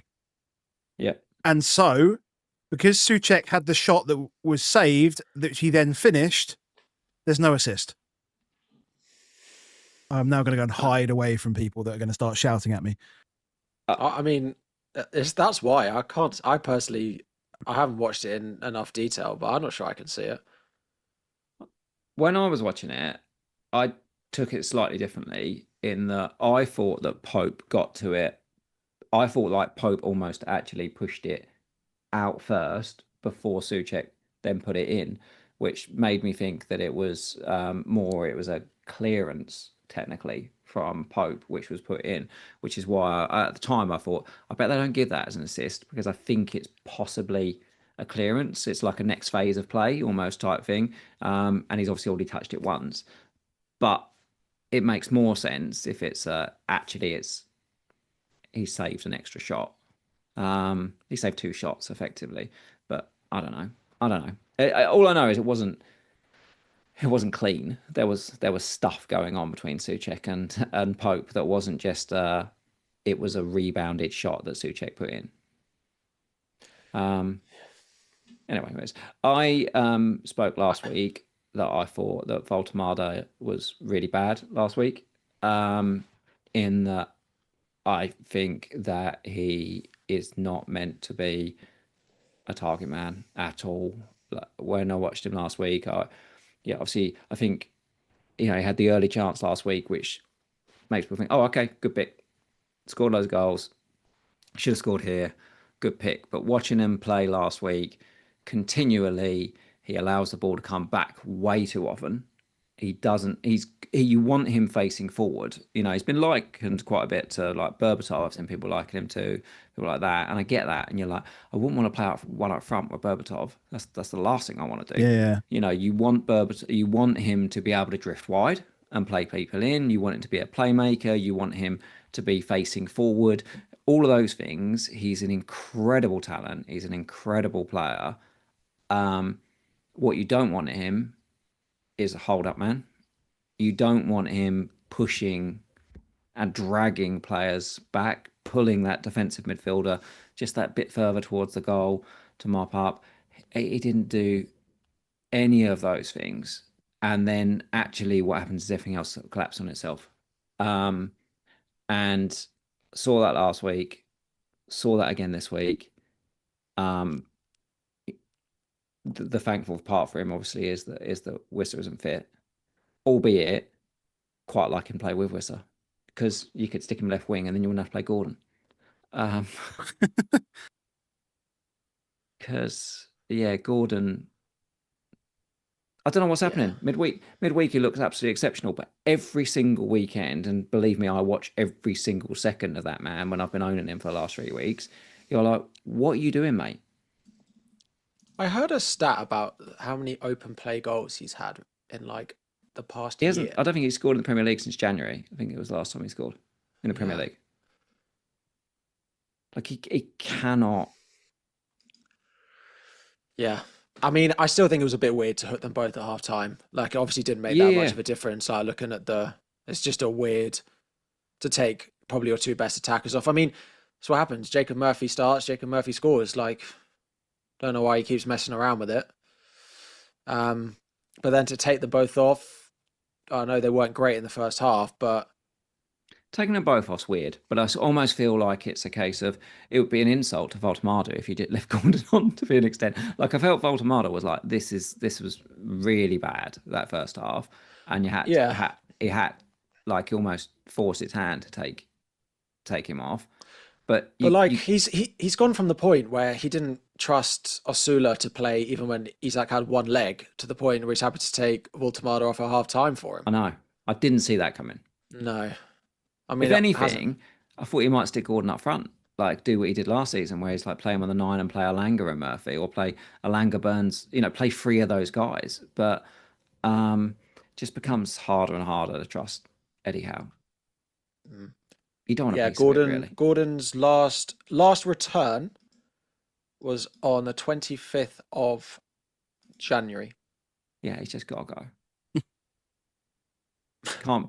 I mean, what more can you say than that? Than just get him gone. Yeah. Yep. Voltemada, you keep him if you had him? No, I'd sell him. This week. Who would you sell him to? That's the thing. I think fixtures this week, if you don't have Mateta, then fine. But I think fixtures this week are pretty tough for a lot of the players you want to buy.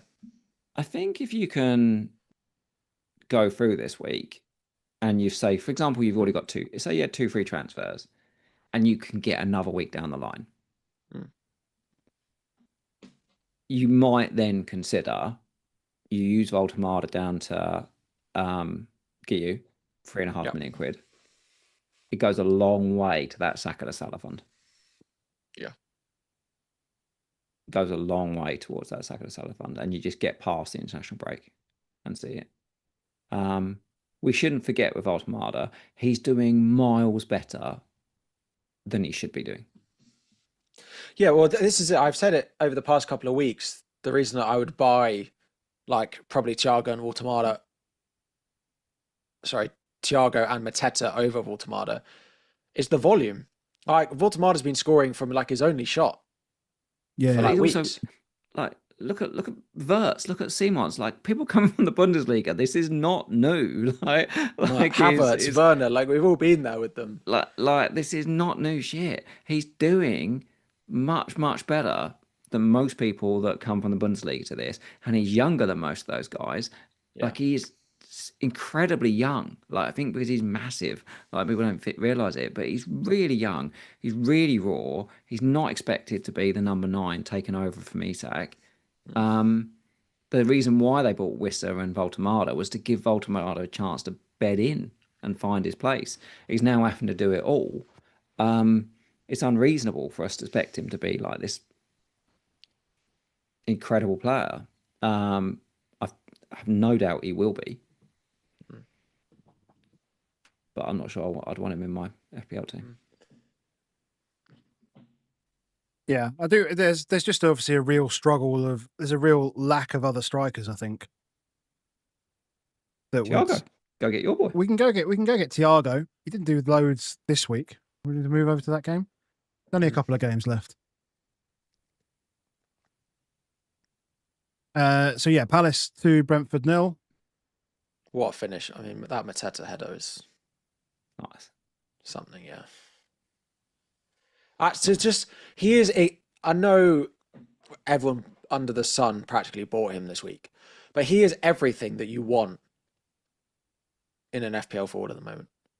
He's getting big chances every single week. He's Ollie Watkins, but good at pens. And he might miss them every week, and you might have a week where he has 4 big chances and he misses them all, and you'll think this is rubbish. But he'll get it again next week, and he'll score 3 of them. He's Darwin Núñez with goals. Yeah, it's Darwin Núñez who can finish. Yeah, exactly. Who can actually score and is on pens. Oh, look, that must be a good asset then. Like he's just a really, really great pick. Yeah.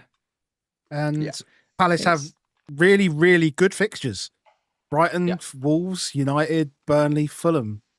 They got City, but then Leeds, then Tottenham, then Fulham again.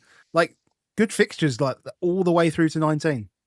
And I just think Palace will create chances in every game they play. Yeah, I think people are going to say about this and be like, "Oh, they only created 0.7." This is one of those where you say match up the game state here. With this one is they've got the two. Brentford are a dangerous team. They're a dangerous team. Palace have just tit for tatted this game.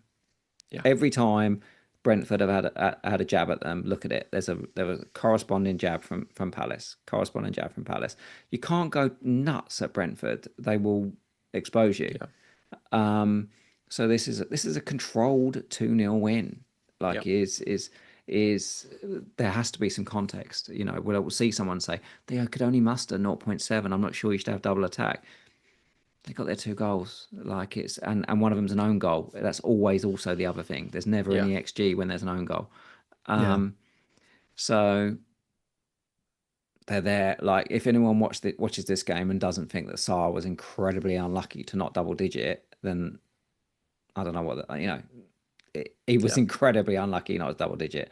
But not all of it played out. The chance he was in down the right hand side early on and should have made more of it. They didn't end up with a shot at all for anyone. Like he was there. Even the own goal. If Collins doesn't own goal that, I think Sarr puts it in. And even if it goes slightly not straight into the goal, Sarr was still right there to put it in. He was literally standing there on the 6-yard line, and it just sort of goes past his head. I think he genuinely, if he'd have dived at it, he probably could have put it in. Right there. An own goal from a long throw. I love it. Incredible, isn't it? Do you know what I think the biggest shame is? Every week.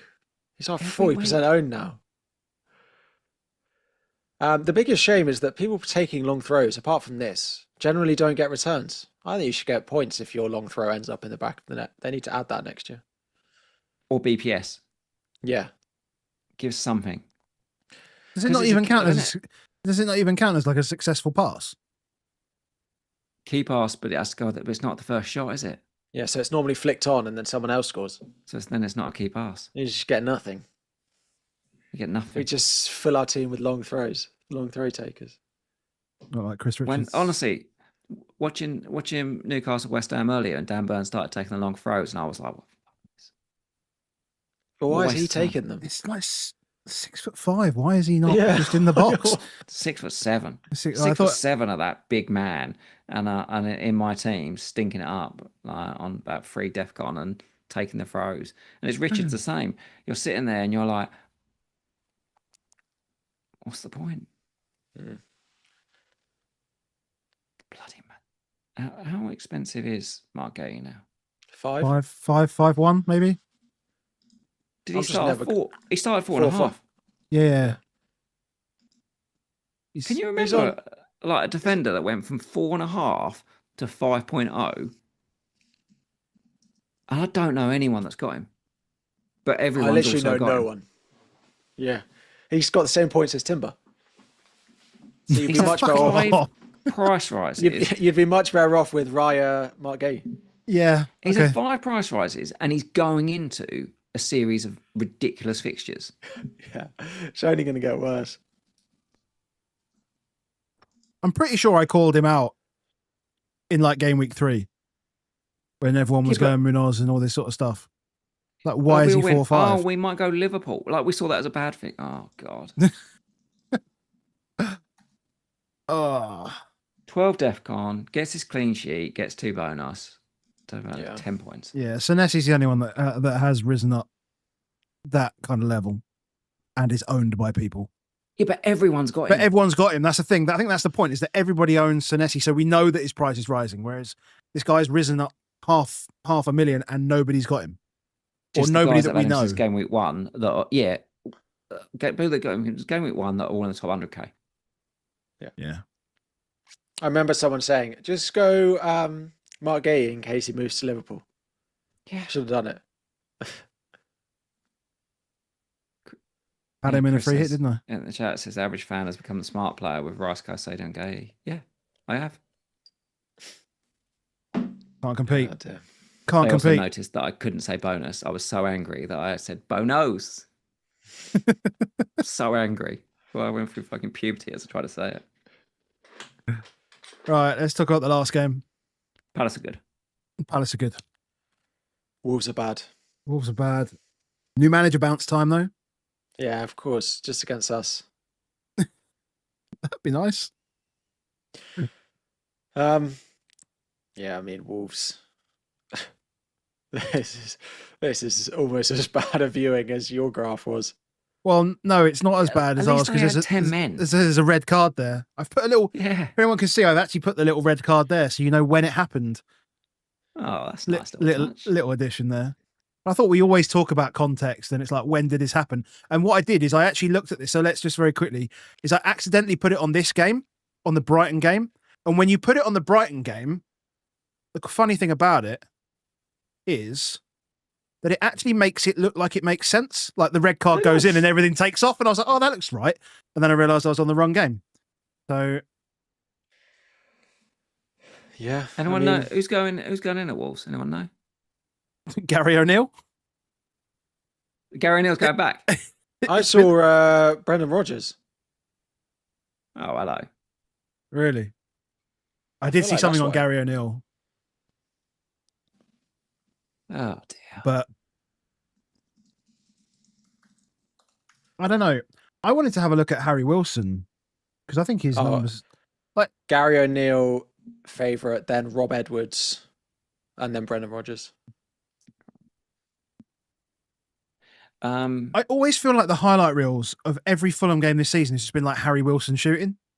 Yeah, he's nice. He's a nice player, isn't he? Just a And really then he nice just player. gets benched out of nowhere, and then you're like, It's I so can't- frustrating. Mm. You'd like him to be a nice pick, but I don't know. If only Sessegnon was a defender. I know. We'd all be there. Could you captain a Chelsea guy against Wolves next week? Yep. Will you? Nope. I think you can. I just think it's too difficult to pick who you do because every week it's someone else that gets the points, and I don't like captaining a player from a team that is like that so much. Like, I just find it difficult to decide who it's going to be. yeah, I feel like the only time it makes sense is if we were talking about a fit Palmer, right? That's only really Yeah, when you get into exactly. the conversation. Yeah. Yeah. Oh yeah. If Palmer was fit, then Yeah. you'd be wanting to cap him next week. 100%. Yeah. But yeah, Not Captain Pedro. I mean, you could. You might shoot. You also might Who not. have you got midweek? I think it's our easiest game. Is it? Quarabag away. Carrier bag. The old carrier bag. We've all been there. Us, Arsenal, you now. I don't think I've ever heard anyone pronounce it with a qua. No. Are you that posh, Harry, that you got it? I don't Quarabag. know. Is it not? It starts with that letter. So Hey, sorry it says it with Carabag, innit? Carabag. Carrier bag. I don't talk about them very much. No, that's fair. Normally, Ben. Yeah. Fulham, nice clean sheet. Nice clean Anderson. sheet. Helped. Doesn't Helped. get- Helped. Well, Helped Yeah, by don't the get red def card. Akbani does that. I was going to say Anderson. Oh, yeah, Anderson didn't get DEFCON, but Wolves didn't do anything. So, like, how do you get DEFCON when you don't do anything? Yeah. Yet still had more XG than Tottenham. The good old Netto carrier bag. I do like that. Yeah. Yeah, Strand Larson right at half time. Could have scored. Would have made half time relatively interesting, but yeah, just what can you say? They're still target Wolves until we know any more. And yes, if you've got Wolves. Yeah, look, we're all sitting there. Well, I haven't got any Chelsea guys, but so I am petrified of that next week. But then Palace the week after doesn't get easier, does it? No. Villa away in 13. Jesus Christ, that's tough. They're in trouble. That's really trouble. Yeah. Yeah.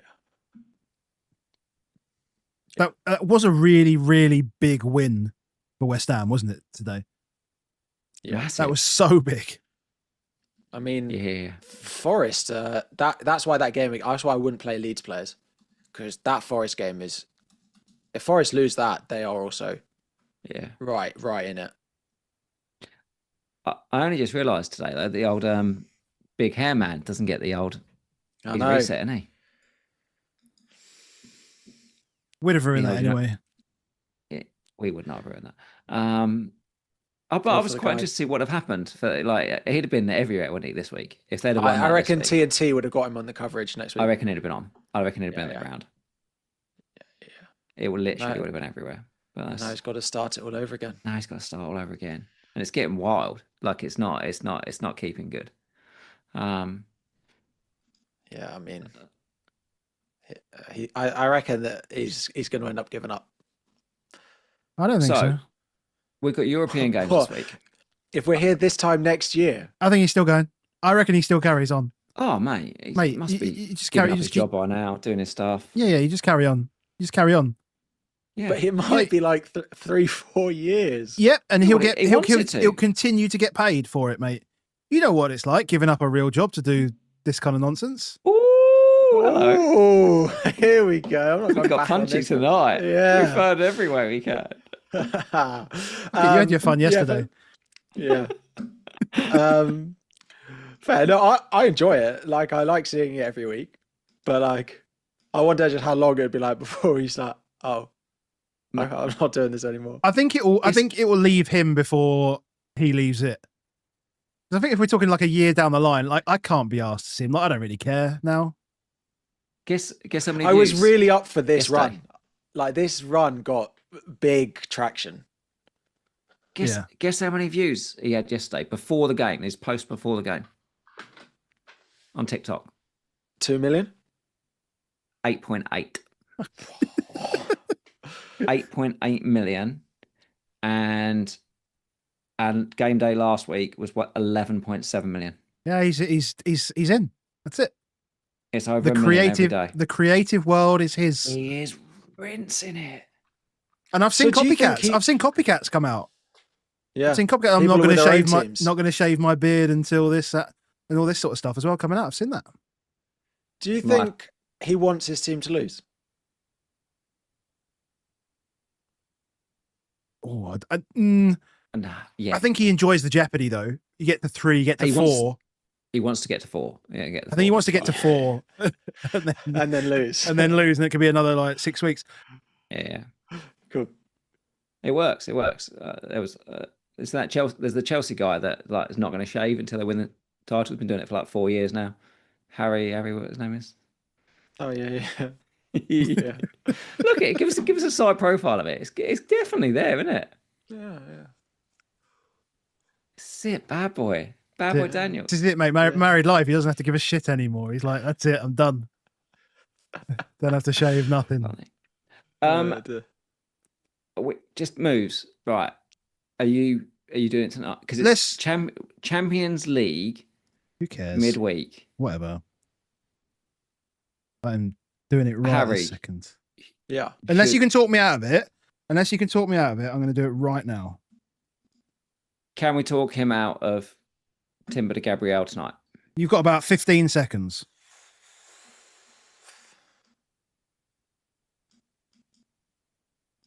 Why is this? I mean, it's in light mode, so it's really hurting my eyes. But I'm not talking about it. No. Is that light? Can't see it, mate. Just press the button. That's a great view. That. Yeah. I don't know. We're there. We can see it. It's all good. Whatever. Top quality content. Done. Done. Right now my. Oh, I now wouldn't my- do it. We now what? Now me. Uh, Anthony Gordon to mm. Declan Rice. Ooh. So you're not So going Declan- double defence? Means I won't have double defence. Can't get there. Can't do Pope to my favourite Raya. Yeah, I mean, you could if you wanted to. Can't do Burn to Calafiori. Gordon to Szoboszlai, Pope to Raya. I'm not doing that. If I do anyone, I'd want Burn to Calafiori, really. But I can't do it this week. Not without a hit.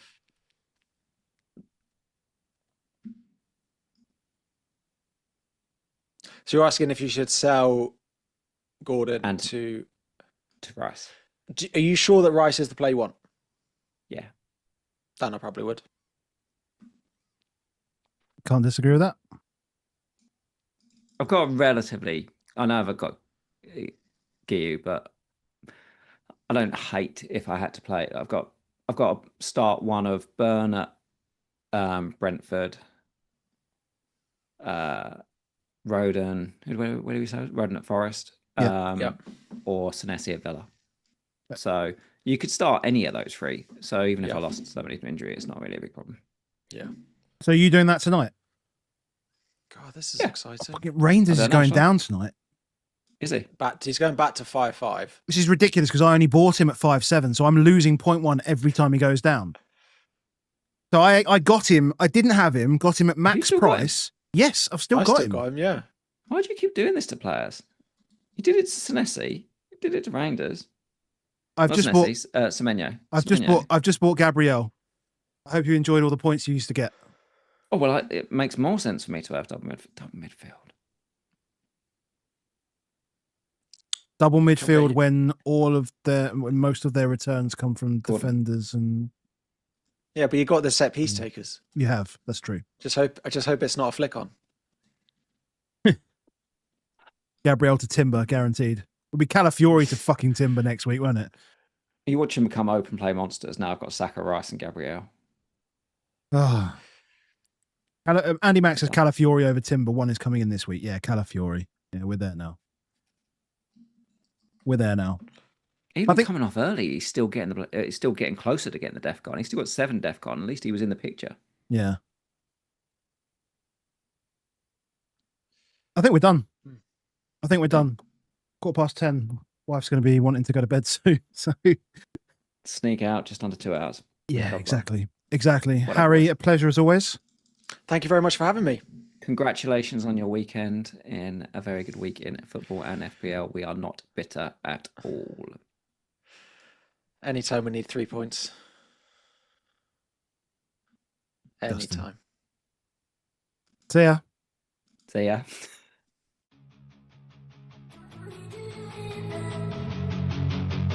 We do